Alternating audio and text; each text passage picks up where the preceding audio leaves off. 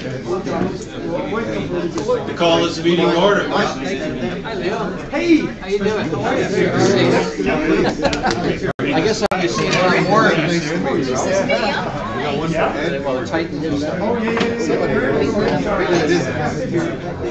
Thanks to Brad Enns for being our greeter.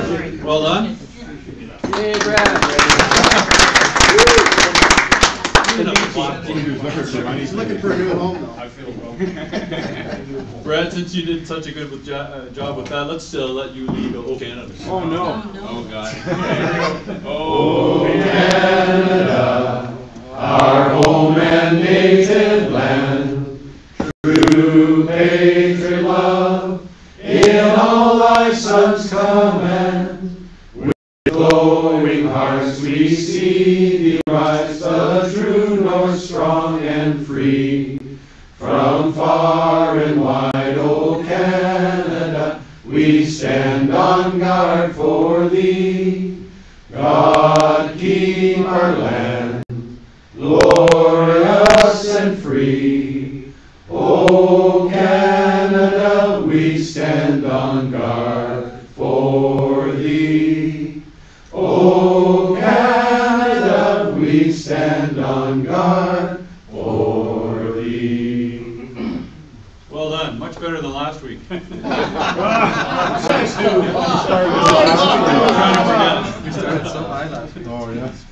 Please find a glass and join me in a toast to the Queen. Queen.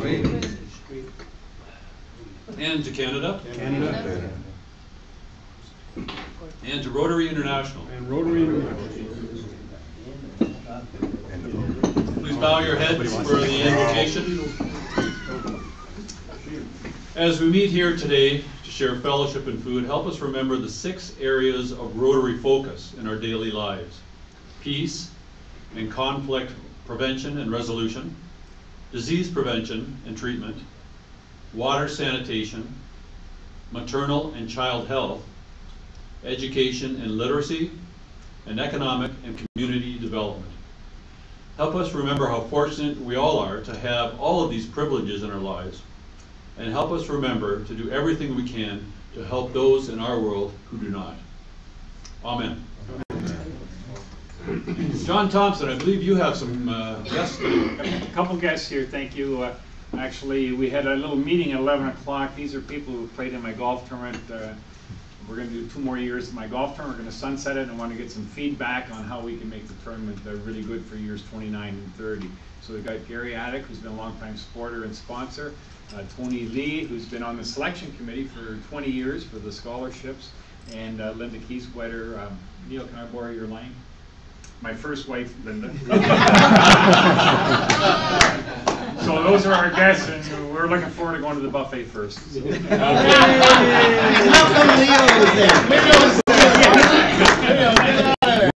Well played, Leo. And Sergeant at Arms, do we have any other guests? We just have one other guest, Dr. Michael Stevens, who will be properly introduced at a later date as a guest. Rotarians, please join me in welcoming our guests.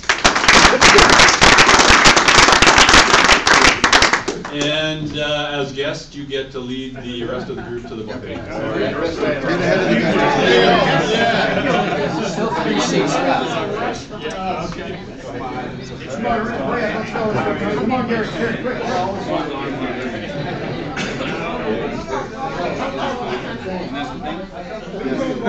I think there still should be gas left. Lately, though, it's really good.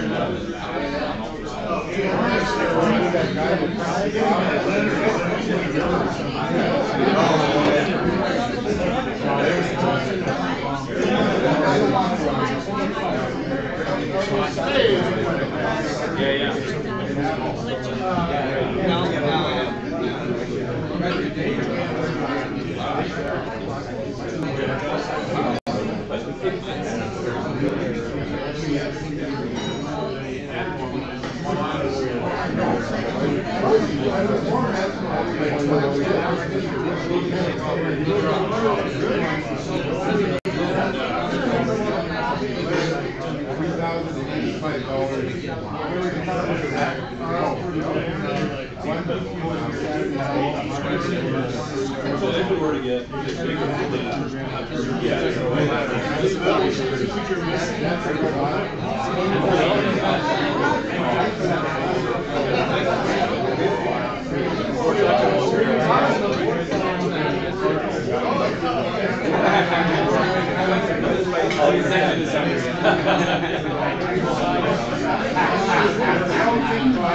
Doctor recommends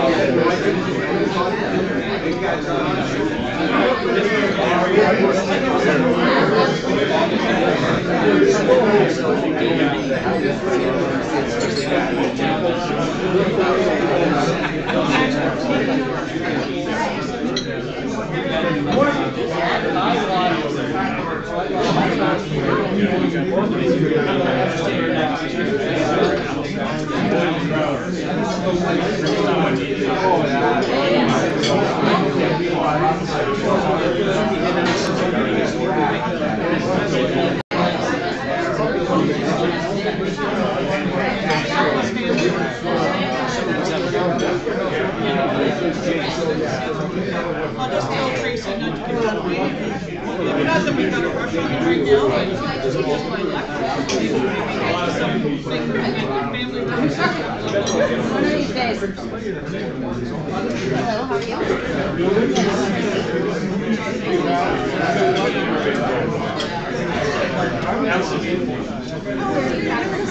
So I'm just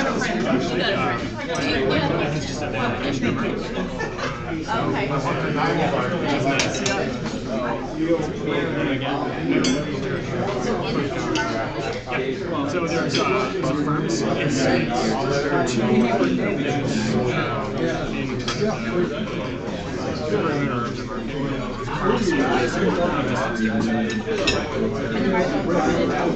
So if you go out into the plaza, Of all the people I watched, only I saw two out of the whole night that caught on to the fact that this thing was Yeah, I know, yeah. There's two guys that caught. Give credit too. It's like Vegas, there's one guy in the casino that can count cards. Okay, and then there's 1,000 in the game. You gotta say that guy's gonna make his living. I look at that as a good advertisement. He's like, look, this stuff. Yeah. Oh, there was guys up there that were cutting like, you know how you limit them to 2 chips, but they were doing like squats, 5 and 10. They would try and get their buddies, they would be synchronizing with their buddies on separate mats. Where you can strike that, or you do it in time.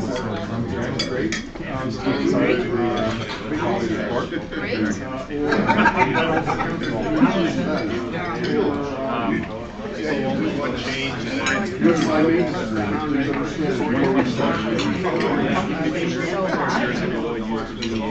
Don't put our table on.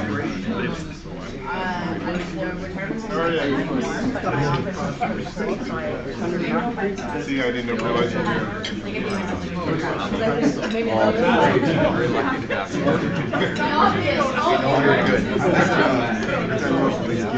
all right, I'll let you enjoy. We're constantly calling upon your 32 degrees A lot less, Yeah, but it's like every once in a while. How was it? Try to figure it out. Yeah, you got locked up. that's smart. Even though I live in I've been here probably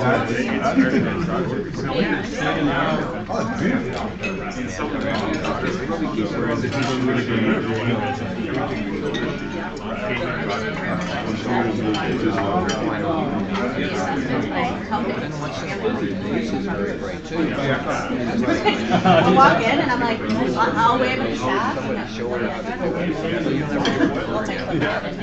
Yeah, because I used to have another problem before that I told her how.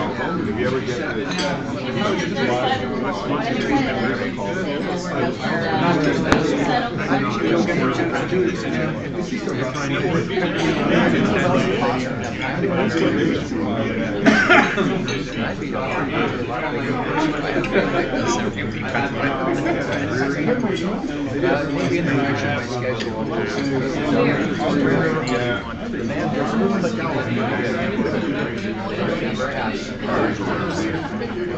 See, that's not the hospital.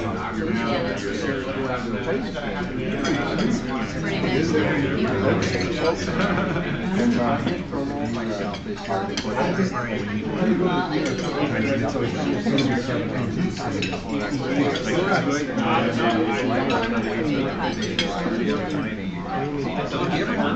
different from every other hospital?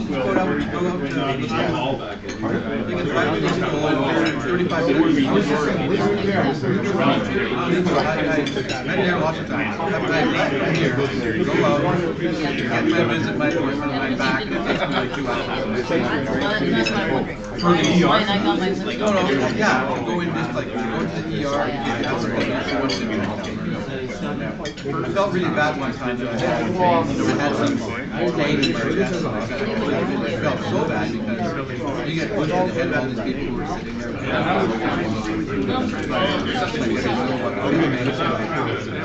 I've always thought that going to Grand River, I don't know. Oh yeah.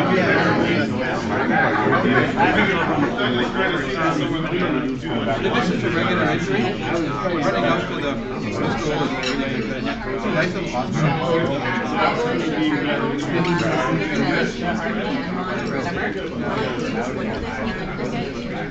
I'm like, I know, but it's a schedule appointment. I was thinking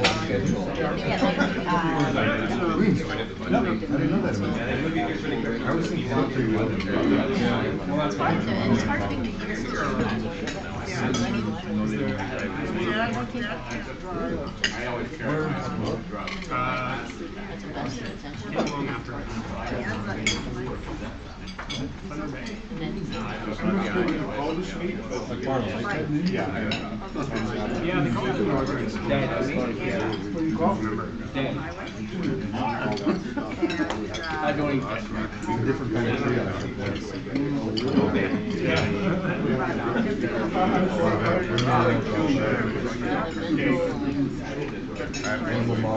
I've worked in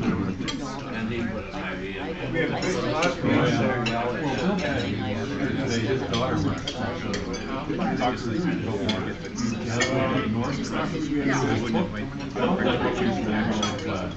doctors from remote areas and experiences like that.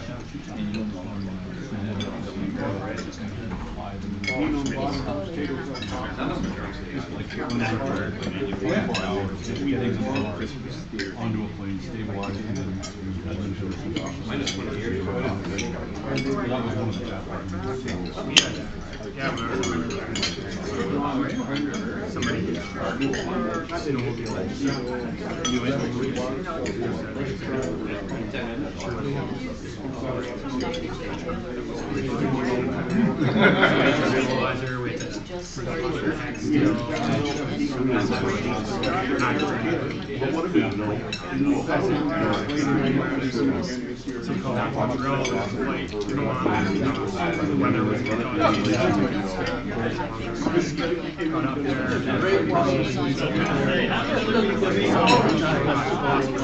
the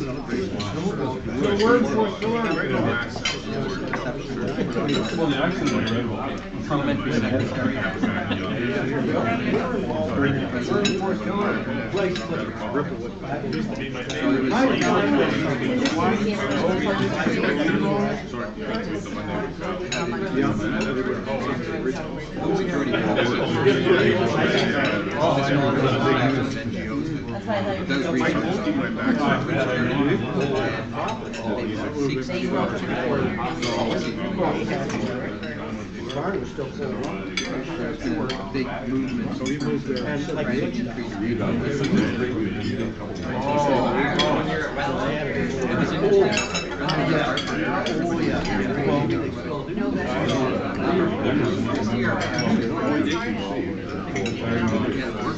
Same price.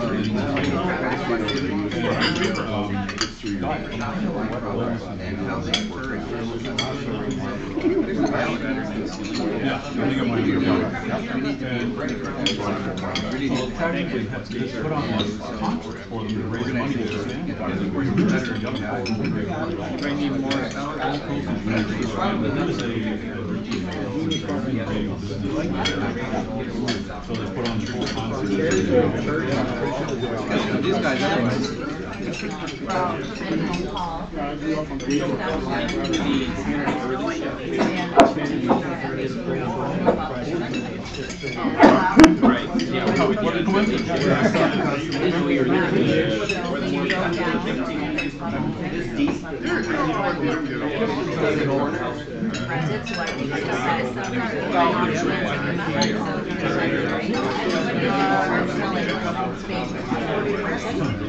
So, and it was the most Canadian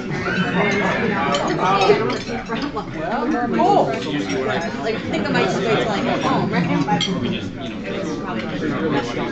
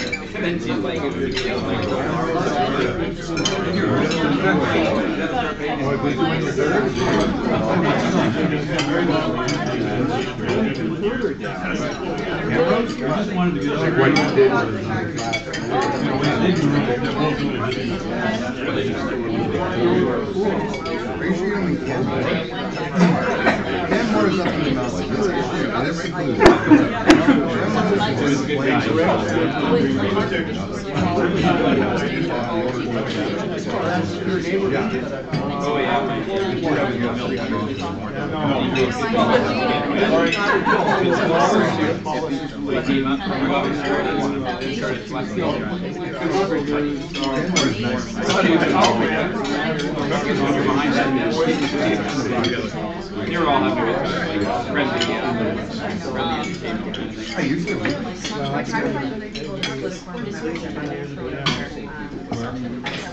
I was on the wheel.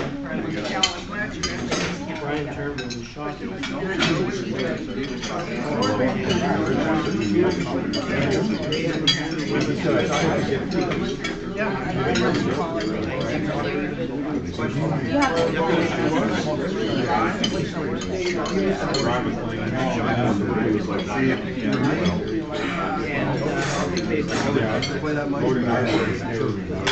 Right.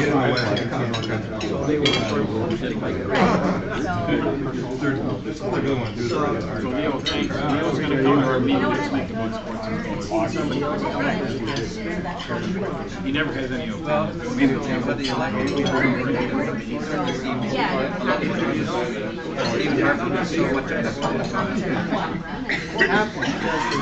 So how much is it for? Yeah, I wouldn't speak at all. I wouldn't say I spent 50 per year.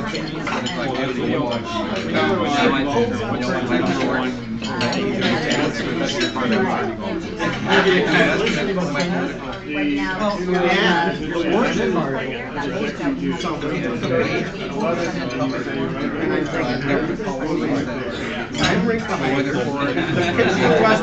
Rotary band standards right behind us. I do. And you speak about policies and decisions and stuff like that. You just don't get it.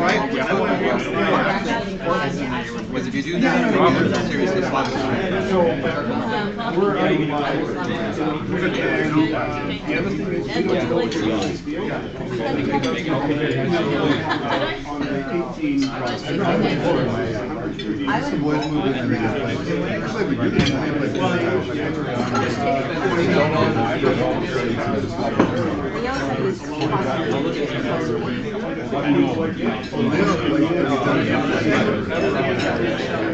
Okay, sounds good. I'll see you there.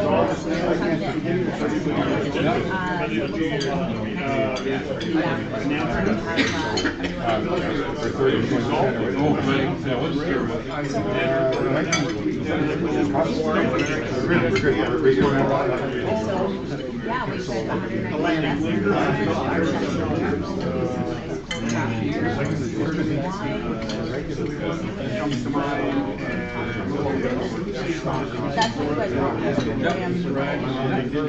But you know your background,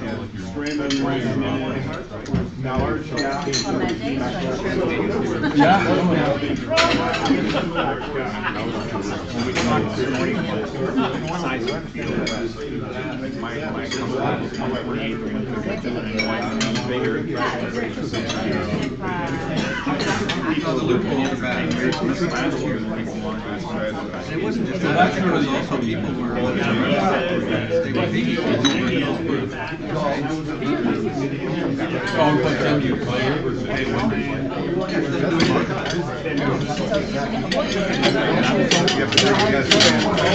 the thing is, that's technically illegal.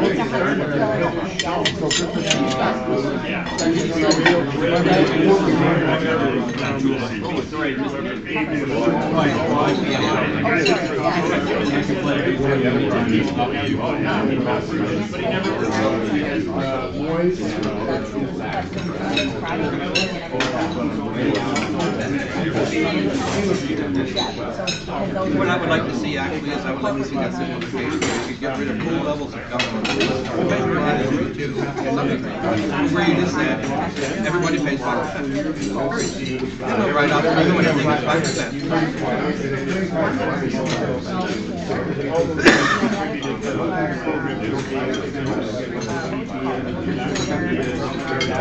I thought that the whole study said everybody pays 5%. You'd actually cover 5%. Because we have so many other people that are paying nothing. Oh, yeah. Have all these loopholes, right? And so they're writing off this investment. You should invest because you want to make money, not because you want to tax.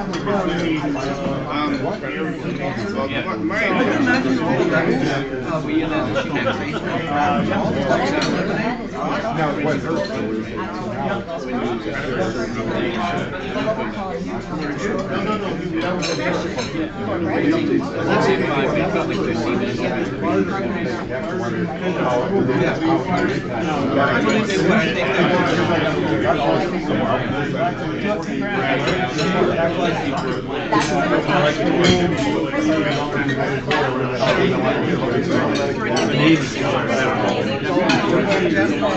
giving to this great thing to do, and investing because you want to make money. Right? So you're going to invest to make money, you're going to give to the right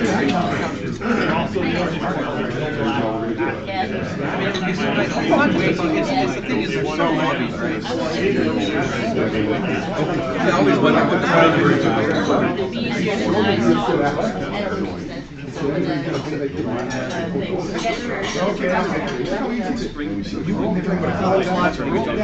Everybody just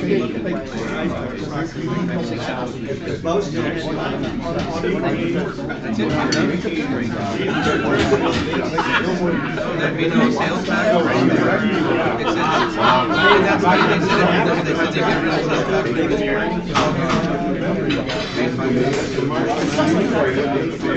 We have a draw. Here's the reality. This is left over by the wealthy. And everybody in the country, we're all paying our 35%. By the time you're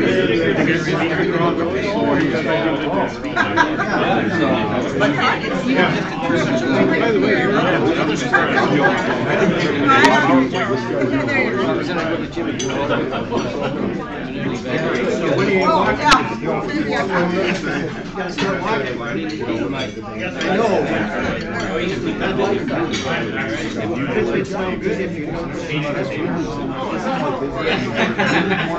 What is your goal?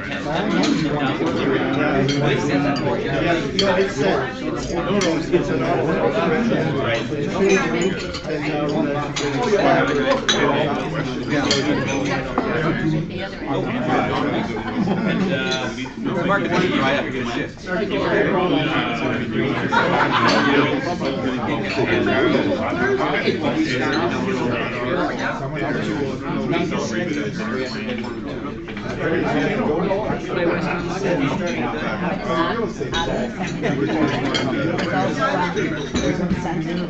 Well, and they say there's like 3 times honor than we're talking about more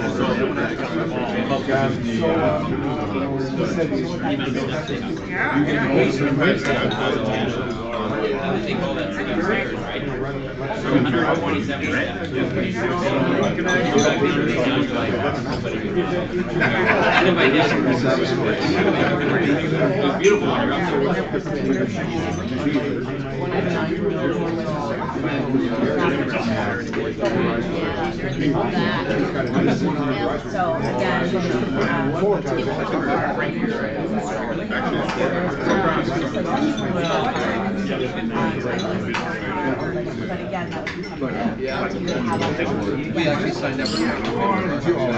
We're in a neighborhood.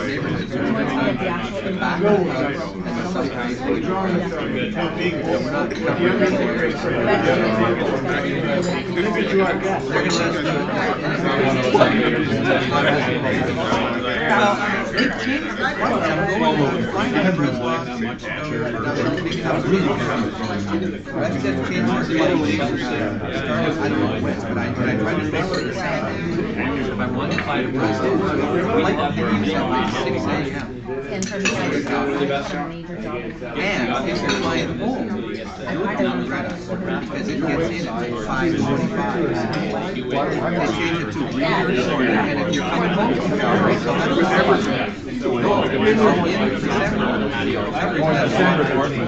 I don't know when you change the place. When I did my last trip,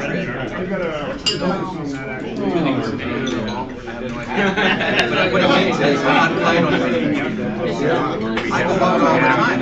It's not so much going, it's a flight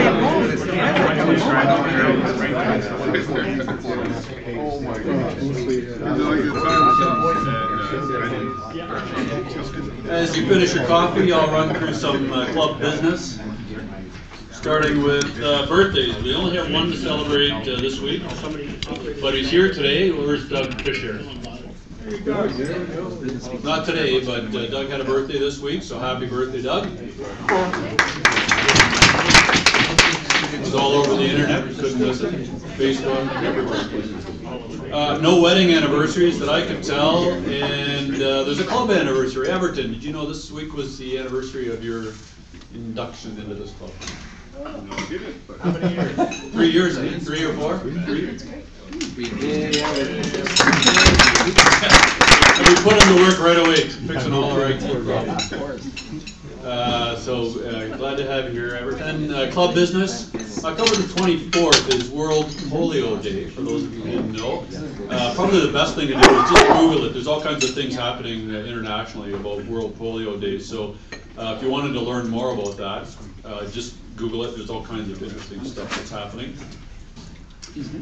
Crown and Anchor, as near as I could tell, was a huge success. Troy and Mark couldn't be here today, but it sounds like we had some pretty good nights. We might do even better than last year, so thanks, of course, to Troy and Mark, and Ray Danbrook is a big part of that, and Bill Stevens was there, so he's still participating in that. Great fundraiser for us, and we make lots of money at that. So thanks for those who participated, and thanks for making all your shifts. Get your calendars out. Wednesday, December the 13th is our Christmas party at Westmount again.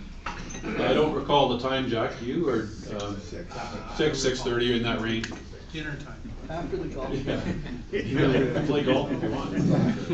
So December the 13th. Put that on your calendars. Around 6 or 6:30. We would love to have great participation there. It's always a fun night. We introduce the new board and do all kinds of neat things that night. So. Just a reminder about Matt Graham's second annual trivia night for Marillac Place. That's November the 11th. We're trying to put together a Rotary team. So we've got a couple members so far. There he is. He's holding up the brochure. So November 11th, if you want to be on the Rotary team, let me know. We've already paid for a table, and we'd love to have you. It's a great night. You're retired now, right? Yeah. Just a reminder about Brad Enz's Polio Plus empty drive. Still ongoing. We've had several people add to the fund lately, and we're well over $100 now, I think. Yep. And so make sure you get those funds to Brad. That money goes to our annual Polio Plus contribution.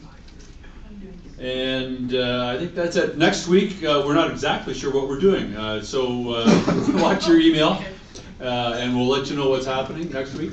We're here, but it's a big surprise, so watch your email.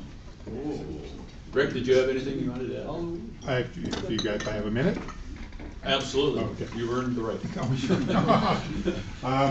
I just wanted to let everyone know last Friday, October the 5th, I announced to my peers and my colleagues that I'm going to be retiring from 35 years of banking from the Bank of Montreal, effective December 31st. So wow. I'm very happy about that, and it was my doing. So they were happy had been, they probably are pretty happy. I don't know, but no, it was a decision that I didn't make lightly. But you know what? December 31st, and Janice and I are going to go to Africa for 3 weeks in January. And then when I get back, I'll figure out what I'm going to do. I'm going to do something, but it just won't be in. It just won't be in banking. It's after 35 and a half years. It's long enough. So I'll let someone else do what's going to be done in the next 12 months to 36 months. There'll be a lot of things will change that I'm more than capable of doing. I just choose not to do. So we'll just leave it all at that. But I just wanted to let you know. I am not retiring from Rotary. No, I will still be here. No, we'll increase his workload. Where's your rejection stand? Yeah, they took that away from me. That's why I'm leaving. They're going to get a They won't let me do that anymore. Put in the Bankers Hall of Fame. Rick, should we keep our BMO stock? Is that all right? Oh yes, you should. Okay. You should have bought it about 3 weeks ago. You'd been pretty happy. So. Yeah. Let's see. Any other business that we should deal with? Then let's move on to the 50-50 draw. Jack, did you tell me the amount? Or? Oh, I haven't heard 161. 161 and 50 cents. Yeah. All right, the first lucky contestants to draw a marble is the last three digits are 331. One of the early birds. Who's here before me? Not me. Happy birthday. There you go. Is that you, Doug? Faster they can stand it. There you go. Neil said to bring the marbles to him. Go get him, Doug. Well done, well done. He's got to win. It was his birthday. His birthday. Good luck. We didn't sing happy birthday. It's not today. It was the 15th. Oh, good. I thought we'd save him. Too bad. The next lucky contestant is number 373. 373. Right after me. Where's Ian?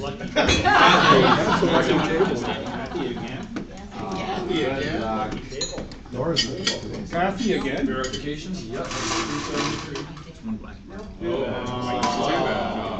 And the third one is 350. Oh, there you go. Way to go.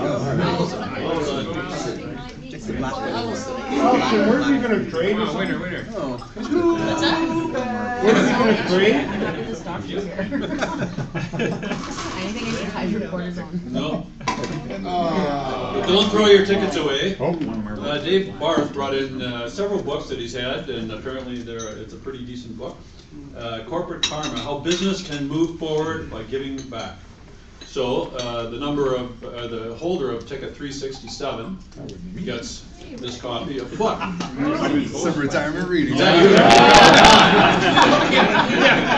you? Now you can figure out what you did wrong. There you go. All right, thank you. Leave it on Take your it desk after when you- you leave. I'll give this to my boss. And Rotary trivia. Yeah, Rotary trivia for this week. You should be able to get this answer. What percentage of our members in our club are female? 5. 50. 38. 39. 37. 18. Todd got it again. He's been studying. Oh, not this one. All of them. No, No, he this needs club. his club. It does not. How did you know that, 18, I Todd? thought you were higher than that. Bringing up more. Well, you got it. You're stocking up or what? So the reason that was a trivia question today is we need the larger percentage of women in the club. We've added 2 recently, but clearly 18 is not representative of the world out there. So let's add a few more female members to the club at the end. So as mentioned earlier, our speaker today is Dr. Michael Stephenson. Allison Scott is going to introduce him.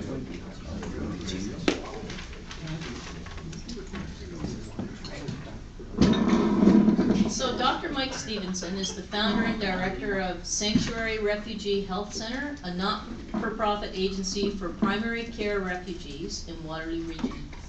Opened in 2013, Sanctuary focuses on broad determinants of health for our 2,200 newcomer refugees while operating on a shoestring budget.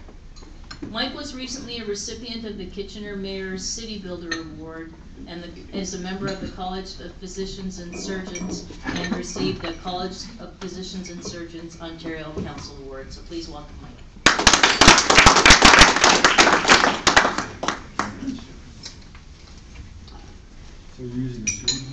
No, I did bring a presentation today, but unfortunately I didn't bring the little adapter that I needed to make the Mac work with projector. So I apologize for that. I had some pictures to show, but instead you'll have to look at me, I guess.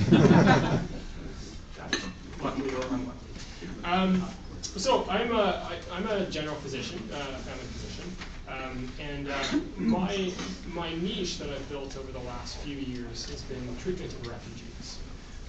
And refugees present a particular challenge and have particular needs of the healthcare system. Are you all familiar with what a refugee actually is? And, let alone what we read about in the media, but I mean, a club like this, I think you probably have a good handle on migration and migration stresses and refugee programs and things of that nature. But in case it's less familiar to you, a refugee essentially is someone who cannot find safety within their own country because of specific persecution. So it's not someone who leaves a war zone necessarily. Someone who leaves a war zone is not, put another way, is not actually a refugee. It's someone who faces a specific danger because of who they are. Oftentimes it's because of their race, their ethnicity, the language that they speak, belonging to a particular social group. So a number of my patients are actually politicians who belong to a political group and that was not in power in their country of origin and couldn't find safety there because of repression or threats or actual violence that they suffered. They're not people who, by and large, choose to come to Canada. Normally, they're people who must leave their country. And so that really is the major difference, the defining difference between refugees and other immigrants. Other immigrants choose to come to Canada. There's a point-based system. They need a certain level of education and language skills. Refugees, by international definition, really are people that come to Canada for safety reasons.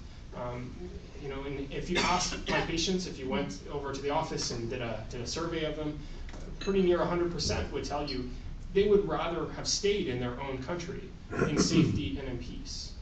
But that was not an option to them. And they're grateful to be in Canada. They're grateful to our community, to our government for being here. But again, they would much rather be at home, where they speak the language, where they know the culture, where they know the systems, where they have access to things. My job, really, as I see it, is to help people become part of this community. And I look at health very broadly. I don't, it's not sniffles or coughs necessarily. It's wellness. It's how we fit within, how we achieve the goals that we set out for ourselves, and what are the barriers to those. And certainly, a lot of my day is not spent in writing prescriptions or sending for tests. A lot of my day is spent listening, spent helping to get people the services that really they ought to be entitled to. I have called CRA, for example, for one of my patients who wasn't getting a child tax benefit because the form was filled out wrong. I help people with their housing applications, their income supports, things of that nature. At the end of the day, I'm not always doing medicine by a very strict definition.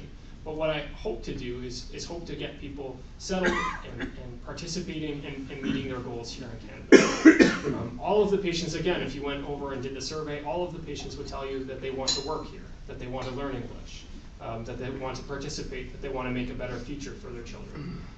And I think that's a common human experience that we can all relate to. A lot of what we do at the center is helping to get them there.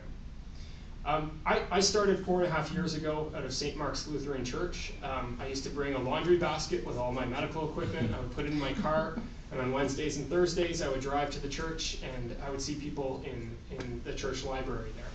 If you called the clinic, you would be calling my cell phone. I had no staff, no support. And we've grown. We've grown from 6 patients the first day to now it's the information that I provided you with earlier is out of date. We're now above 2,300 patients. And there's huge demand. There's huge numbers of requests for newcomers to come and access the services at our center. We're keeping up with demand for now, but we're looking at our business model and saying, where are our resources best spent? So it's an interesting issue that we're facing now, 4.5 years later, looking at, are we going to, the people that we initially started with, are they going to graduate now out of our services? Because they're good. They're part of the Canadian system. A lot of them have citizenship. Some of them have bought their own homes. They've started their own businesses. Our niche is not necessarily best used for those individuals, and yet lots of individuals are coming into the country who desperately need our services. we have deliberately applied a business model to the work that we do. I mean, it's a social enterprise in a lot of ways. We go beyond the scope of what a usual health clinic offers. But I'm a strong believer that it also has to be sustainable, and it has to be financially sustainable, and we have to look at unique ways and leverage the benefits to a society, to a community like ours, in order to do the work that we do. So for example, if you go and you meet the front desk staff, they're all volunteers. They're all people who are driven by the work that we do to contribute. And so we save on some financial costs in that way. On the flip side of the coin, I need to be able to communicate with my patients. I speak a little bit of about 9 different languages, but I can't carry on a full medical assessment in most of those languages. So I need to have translators that are present in the office being able to translate for my patients. And I'll put it to you, imagine going to your doctor and having to speak a different language. Regardless of whether you had some high school classes in French or Spanish or whatever. I'm trying to do. Most of us wouldn't be comfortable in talking about our own personal health issues in a different language. And so I believe that our patients should not have to do that either. So we provide interpretation free of charge for every patient who requests it. Sometimes we have a lot of fun trying to, patients will say, no, I don't want a translator today, and then they'll try in English, and sometimes we'll have to call in the translator halfway through and say, okay, this isn't working. But people feel very proud when they're able to express themselves in a new language. It helps them to feel just that much more Canadian. So that's pretty neat as well. So there are costs of doing what we do that aren't covered by OHIP, that aren't covered under the Ministry of Health, the typical reimbursement that they do. We have a social worker who works full-time. She speaks 5 languages. She provides trauma support. She's terrific. We have settlement workers now. We're trying to get social assistants, so Ontario Works or Welfare, to send us somebody inside the clinic who can deal with that piece of things, help people get some more income security, and again, to have access to the programs that they need to have. We have a physician assistant, we have a nurse practitioner, we have a family doc who does obstetrical care, who comes and does all of the obstetrics for our patients. We have we're up to about 12 different providers there now, giving some of their time. Some of them are remunerated, some of them just want to volunteer and do it because they believe in it. So it's a pretty neat place to be. And again, really our goal is to help people transform from dependency and disorientation to a place of income support or of self-support, a place where they participate in the economy, where again they may have their own businesses, they may be fulfilled in that way. And really, when somebody is able to do that, I think we really feel that we've done our job, and it's a pretty neat celebration that we can have there. That was sort of a quick encapsulation of what we do. Does anyone have any questions? Or, yeah. So how do these refugees get identified and land here? Like, what's the process? So there's a whole bunch of steps in the way.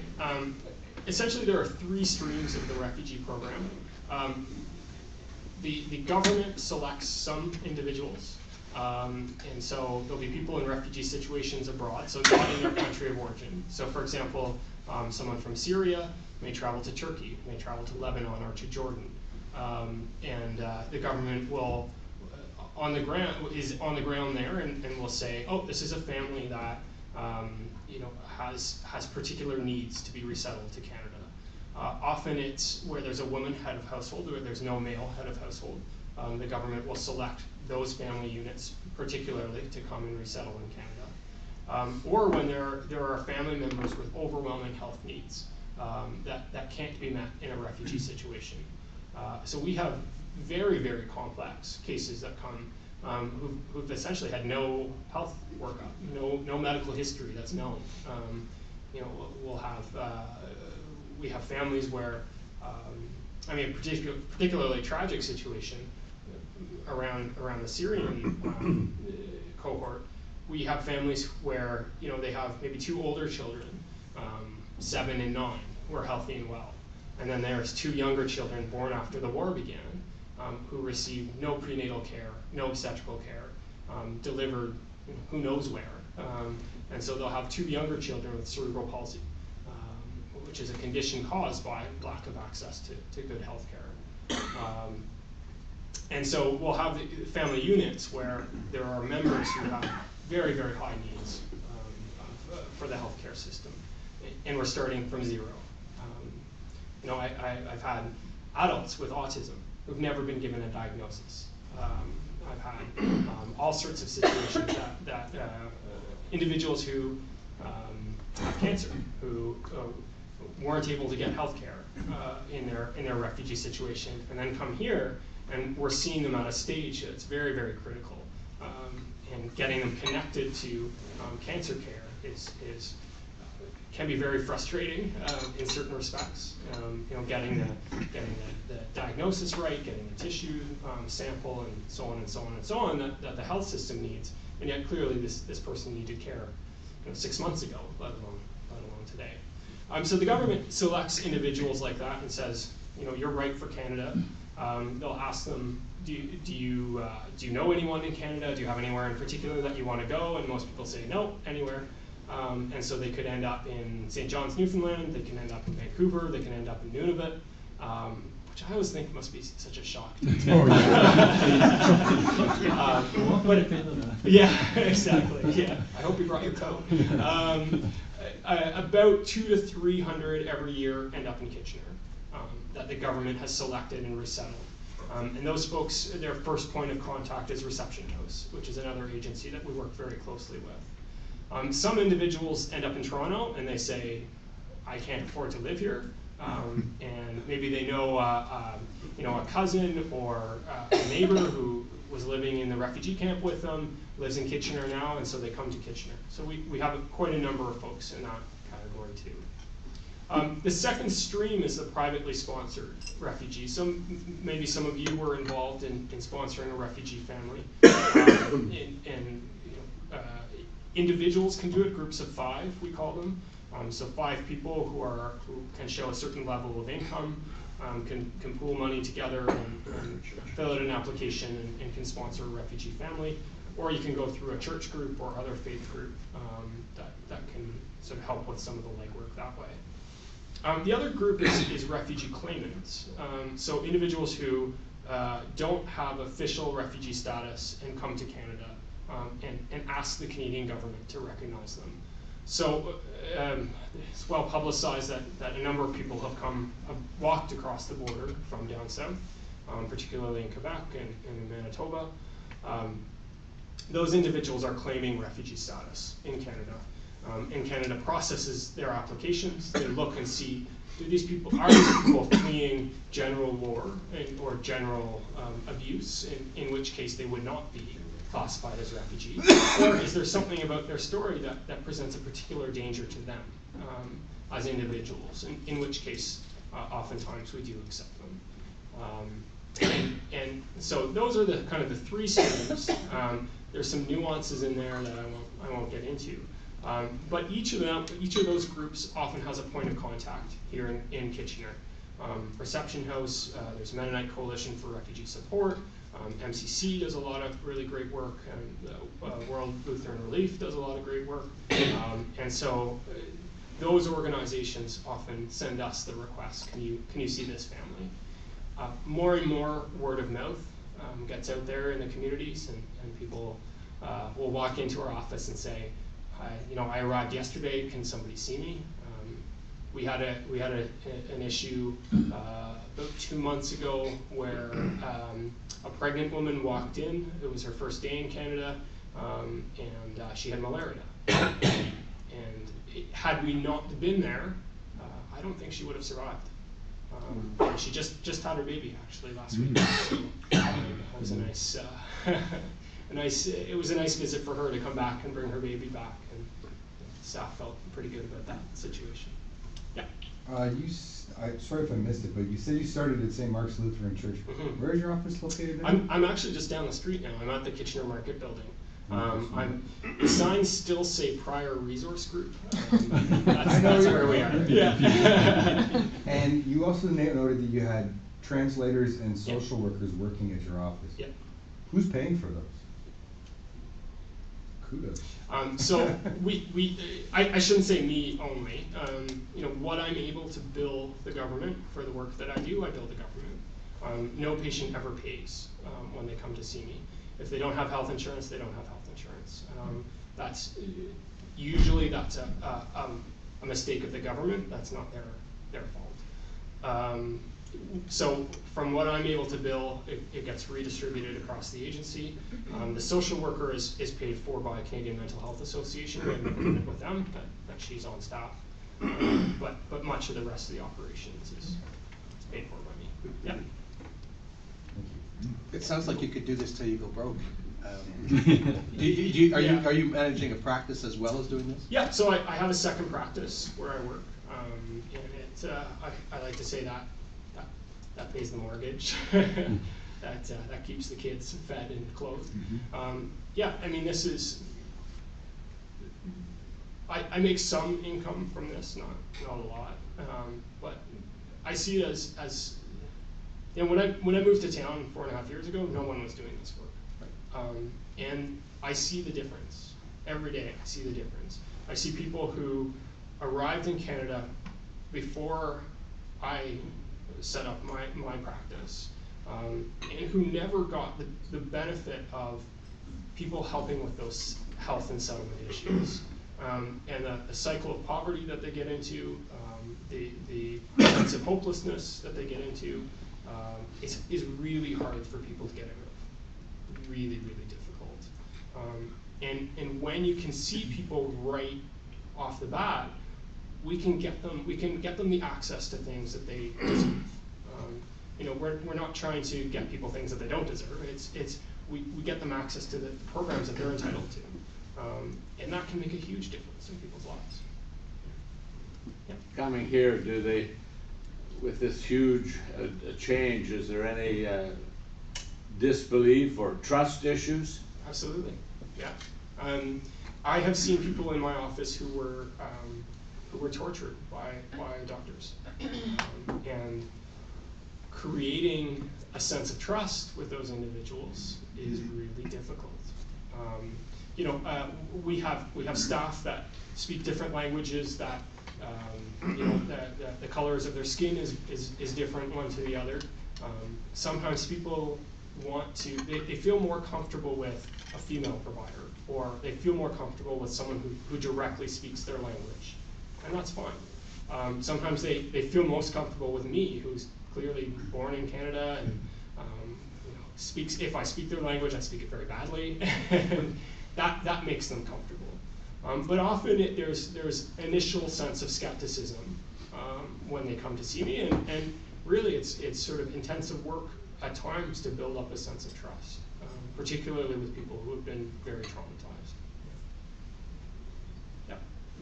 Is the clinic a not-for-profit? We are an Ontario charitable corporation, which we found out after the fact means virtually nothing. But we are a not-for-profit. We ideally would like to apply for CRA standing. We've been so busy with everything else that we haven't, and we don't have the internal expertise to do it. So it's on the horizon. It's been on the horizon for at least 4 years, but we're working our way there. Absolutely. Yeah. Is there a local job finding access for the refugees? Like, I've tried to hire refugees, and you get to Ontario Works internet website and you get lost. And absolutely. It's just not set up. Yeah. For employers to find. Yeah, and I would love to create a skills database for refugees. You know, so many of them come with transferable skills. You know, we have people who you know, kind of all walks of life. You know, from construction and more the kind of the blue collar workers. We have professionals. We have people with all sorts of interesting backgrounds. I think it's a great idea, and I think that's something that in the future I would like to work with my partners around, trying to make it easier for individuals to hire refugees and kind of find the skills that they're looking for, and match people with skills to work that's out there. Do you have any relationship with the Working Center? Yeah, we do. Yeah. So the Working Center, the Multicultural Center, lots of the groups in town, we work quite closely with. Yeah, we had Joe Mancini maybe about a month ago into the clinic, talking about different ideas. Yeah. And that's a great part of Kitchener, of this community in particular. So we are the right size to do some really innovative things to help refugees. I mean, there's more than 1,000 refugees coming every year to our community. That's a huge sample size, and yet everyone in this community seems to know each other, which is great. And all the time we're running into people who, one degree of separation from somebody else, and the ability to do really neat things in this community to help folks, I think is second to no other community in this country. Yeah.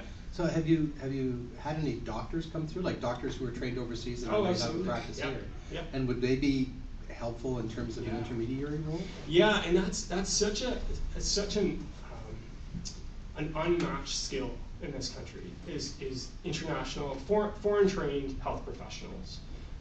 There's such a huge potential out there for them, and it's very frustrating for them to recertify in Canada. So we have 4 of them right now. One who acts as a translator and outreach worker, one who does, and the others who do kind of behind the scenes work, helping to make sure our patients are health promotion, health teaching, make sure that they're aware of the health services that they should have access to. I would like to convince the College of Physicians and Surgeons to allow me to actually train some of these people to help certify them in Canada. We're not there yet, but hopefully. Because I think they often come from the communities of patients that we're serving. They have that background knowledge, and wouldn't it be tremendous if we could train someone to work part-time in the clinic and part-time elsewhere to address some of the medical care shortage that we have in the community.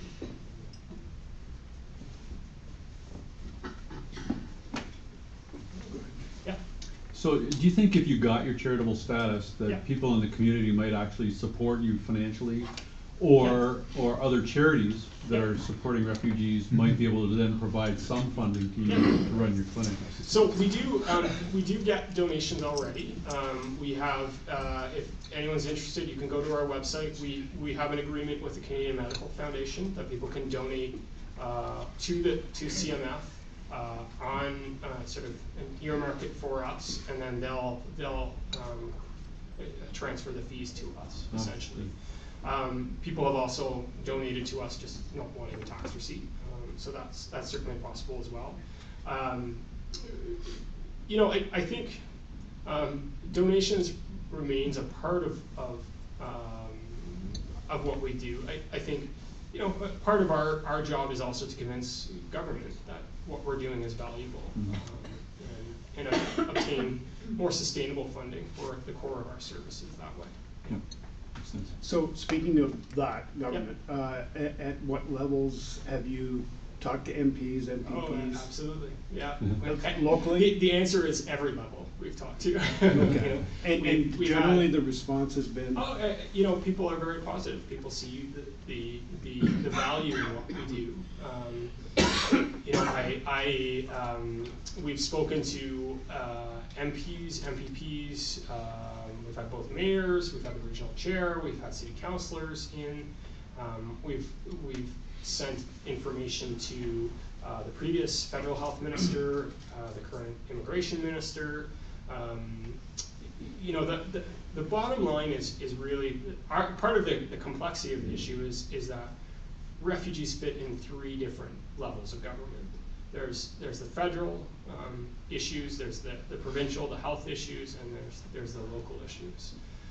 Unfortunately, we've had the buck passed a little bit from place to place, but we're keeping on it. We're not giving up.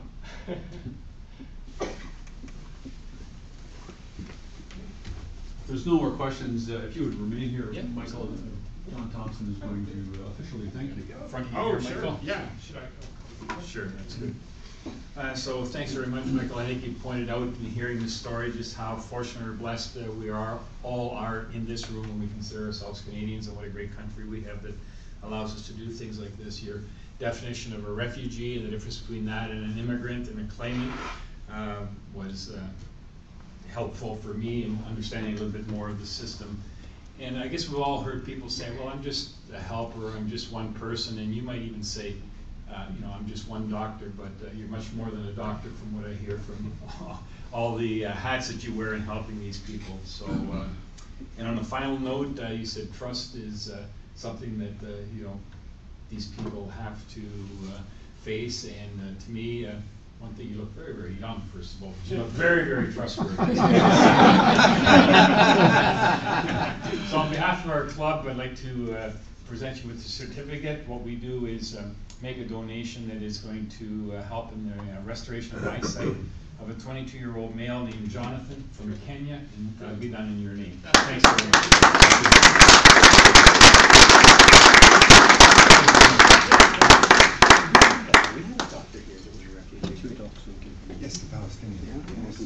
Thanks so much, Michael. Great talk today. A really educational.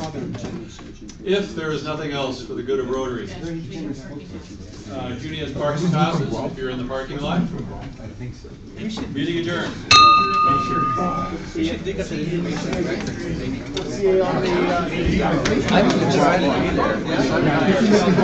He did